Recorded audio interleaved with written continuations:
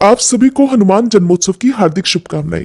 भगवान श्री राम के प्रिय भक्त बजरंगबली हनुमान का जन्म कैसे हुआ था और क्यों उन्हें सिंदूर अर्पित किया जाता है, इस बारे में हमारे पुराणों में जो कथाएं मिलती हैं वो आज आप सुनने वाले हैं। बजरंगबली हनुमान अपने भक्तों पर आने वाले हर प्रकार के कष्ट दूर करते हैं, उनके सभी संकट दूर करते हैं, इसीलिए उन्हें संकट मोचन कहा जाता है। हनुमान जी की उपासना से सुख, शांति, आरोग्य और लाभ की प्राप्ति होती है। नकारात्मक शक्तियां भी हनुमान जी के भक्तों को परेशान नहीं करती। ज्योतिषियों की सटीक गणना के अनुसार हनुमान जी का जन्म 1,85,58,114 वर्ष पहले चैत्र पूर्णिमा को मंगलवार के दिन चित्रा नक्षत्र और मेष लगन के योग में सुबह 6:03 पर हुआ था। महर्षि वाल्मीकि जी द्वारा रचित रामायण के अनुसार कार्तिक मास के कृष्ण पक्ष की चतुर्दशी तिथि यानी छोटी दिवाली मंगलवार के दिन हनुमान जी का जन्म हुआ था। और हनुमान जन्मोत्सव वर्ष में 2 बार मनाया जाता है। पहला हिंदू कैलेंडर के अनुसार चैत्र शुक्ल पूर्णिमा को यानी कि ग्रेगोरियन कैलेंडर के अनुसार मार्च या अप्रैल के बीच में, और दूसरा कार्तिक कृष्ण चतुर्दशी यानी कि नरक चतुर्दशी के दिन यानी कि सितंबर और अक्टूबर के बीच में। इसके अलावा तमिलनाडु और केरल में हनुमान जन्मोत्सव मार्गशीर्ष मास की अमावस्या को और उड़ीसा में वैशाख मास के पहले दिन मनाया जाता है। आखिर सही तिथि क्या है? चैत्र पूर्णिमा को मेष लगन और चित्रा नक्षत्र में प्रातः 6:03 पर हनुमान जी का जन्म एक गुफा में हुआ था। मतलब यह हुआ कि चैत्र मास में ही उनका जन्म हुआ था। फिर चतुर्दशी क्यों मनाते हैं? दरअसल वाल्मीकि जी द्वारा रचित रामायण के अनुसार हनुमान जी का जन्म कार्तिक मास की कृष्ण पक्ष की चतुर्दशी को मंगलवार के दिन स्वाति नक्षत्र और मेष लगन में हुआ था। इस तरह से देखा जाए तो एक तिथि को विजय अभिनंदन महोत्सव के रूप में और दूसरी तिथि को जन्मोत्सव के रूप में मनाया जाता है। पहली तिथि के अनुसार इस दिन हनुमान जी सूर्य देव को फल समझकर खाने के लिए दौड़े थे। उस दिन राहु भी सूर्य देव को अपना ग्रास बनाने के लिए आया हुआ था, लेकिन हनुमान जी को देखकर सूर्य देव ने उन्हें दूसरा राहु ही समझ लिया। इस दिन चैत्र मास की पूर्णिमा थी, जबकि कार्तिक कृष्ण चतुर्दशी को उनका जन्म हुआ माना जाता है। बजरंगबली हनुमान जी की माता अंजनी और इनके पिता का नाम केसरी है, इसलिए इन्हें केसरी नंदन भी कहते हैं। कहते हैं कि माता अंजनी अपने पूर्व जन्म में देवराज इंद्र के दरबार में अप्सरा पुंजिक स्थला के नाम से थी। बचपन में वो अत्यंत सुंदर और स्वभाव से चंचल थी। एक बार अपनी चंचलता में ही उन्होंने तपस्या करते एक तेजस्वी ऋषि के साथ अभद्रता कर दी थी। तब क्रोध में आकर ऋषि ने पुंजिक स्थला को श्राप दे डाला कि जा तू वानर की तरह स्वभाव वाली वानरी बन जा। ऋषि के श्राप को सुनकर पुंजिक स्थला ऋषि से क्षमा मांगने लगी। तब ऋषि ने कहा कि तुम्हारा वह रूप भी परम तेजस्वी होगा। तुमसे एक ऐसे पुत्र का जन्म होगा जिसकी कीर्ति और यश से तुम्हारा नाम युगों युगों तक अमर हो जाएगा। अंजनी को वीर पुत्र का आशीर्वाद मिला।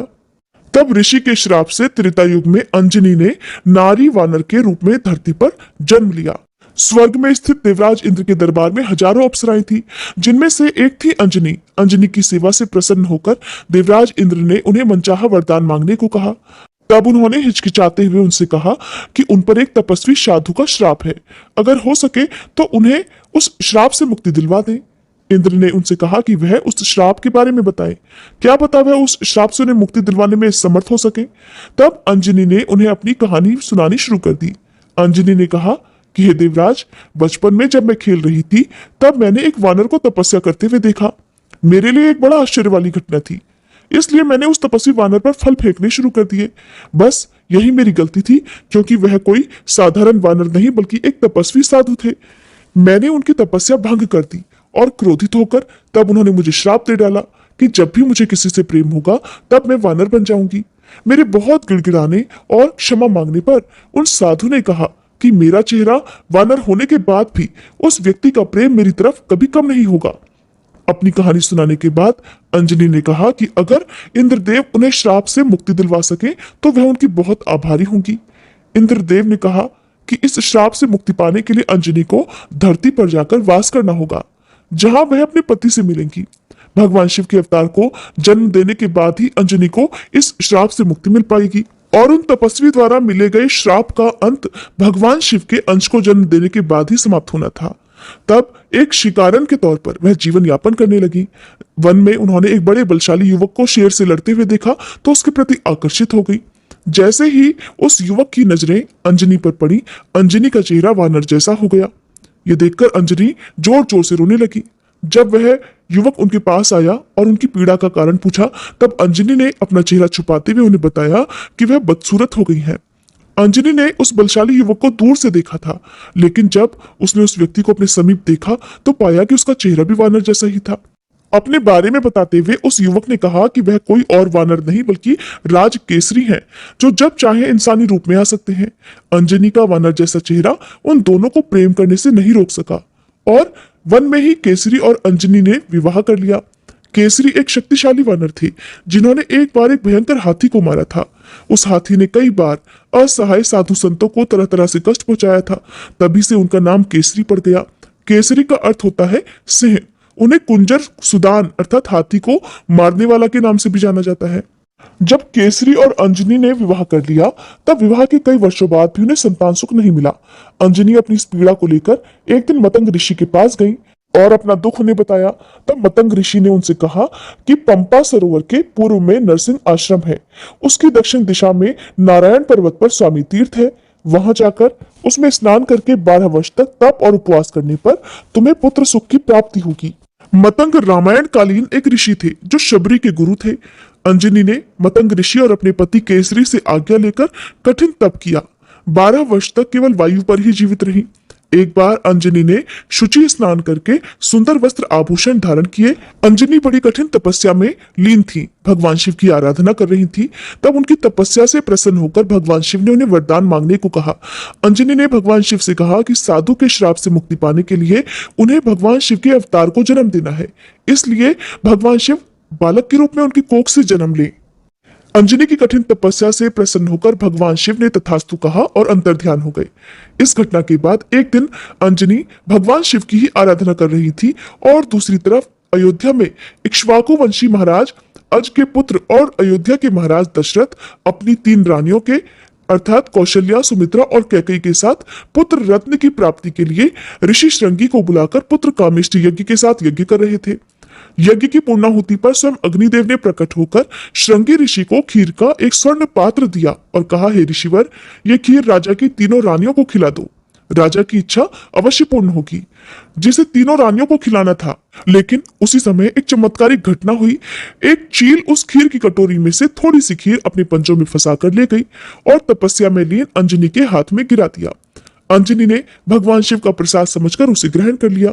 इस प्रकार अंजनी गर्भवती हुई और उनकी कोख से भगवान शिव ने ही अपने 11वें रुद्र अवतार अर्थात बजरंगबली के रूप में जन्म लिया। बजरंगबली के हृदय में हमेशा भगवान श्री राम और माता सीता बसते थे। इसी प्रसंग में कथा भी प्रचलित है। एक बार माता सीता ने हनुमान जी से प्रसन्न होकर उन्हें हीरो का एक हार भेंट किया और बाकी सेवकों को भी उन्होंने भेंट स्वरूप मोतियों से जड़े हुए रत्न दिए।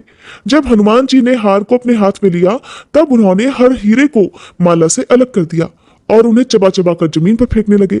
ये देखकर माता सीता को क्रोध आ गया और वे बोली, अरे हनुमान, ये आप क्या कर रहे हैं? आपने इतना मूल्यवान हार नोच खसोट कर नष्ट कर दिया। ये सुनकर आंसू भरे नेत्रों से हनुमान जी बोले, माते, मैं तो केवल इन रत्नों को खोलकर ये देखना चाहता था कि इनमें मेरे आराध्य प्रभु श्री राम और माँ सीता बसते हैं या नहीं, और आप दोनों के बिना इन पत्थरों का मेरे लिए भला क्या मोल। बाकी सेवक ये सारी घटना देख रहे थे। वे तुरंत ही हनुमान जी के पास आकर बोले कि हनुमान, अगर इन निर्जीव वस्तु में श्री राम नहीं है तो श्री राम कहाँ है? प्रभु श्री राम तो मेरे हृदय में बसते हैं। ऐसा कहकर बजरंगबली हनुमान ने अपनी छाती चीर डाली और माता सीता सहित सभी सेवकों को हनुमान जी के हृदय में भगवान श्री राम के दर्शन हुए। ये थी भगवान श्री राम के प्रति बजरंगबली हनुमान की अटूट भक्ति। अब दूसरा प्रसंग भी सुनिए कि क्यों बजरंगबली हनुमान को सिंदूर इतना प्रिय है। एक बार माता सीता अपनी मांग में सिंदूर लगा रही थी। उनके पास में ही बैठे हनुमान जी उन्हें सिंदूर लगाते हुए देख रहे थे। उन्होंने सीता माता से पूछा, माते, आपको हर रोज हम इसी तरह सिंदूर लगाते हुए देखते हैं, मांग में सिंदूर लगाने का क्या अर्थ होता है? तब सीता माता ने कहा, हनुमान, मैं अपने पति श्री राम के नाम के सिंदूर अपने मांग में लगाती हूँ ताकि उनकी आयु बहुत लंबी हो। माता की बात सुनकर हनुमान जी सोच में पड़ गए। उन्होंने तुरंत ही एक थाल भरकर सिंदूर लिया और अपने पूरे शरीर में ही लगा लिया। उनका पूरा शरीर लाल सिंदूर के रंग में रंग गया। सीता माता ये सब देखकर हंसते हुए बोली, हनुमान जी, इसका क्या अभिप्राय है? तुमने अपने पूरे शरीर में सिंदूर क्यों लगा लिया? तब हनुमान जी मुस्कुराते हुए कहने लगे, माते, मैंने भी श्री राम जी के नाम का सिंदूर पूरे शरीर में लगा लिया ताकि उनकी असीम कृपा मुझ पर हमेशा बनी रहे और मेरे प्रभु मेरे आराध्य की उम्र इतनी लंबी हो जाए कि मेरा सारा जीवन उनकी सेवा में ही बीते। हनुमान जी के इन वचनों को सुनकर माता सीता का हृदय गदगद हो उठा। प्रेम से बोलिए बजरंगबली हनुमान की जय, सियापति रामचंद्र जी की जय।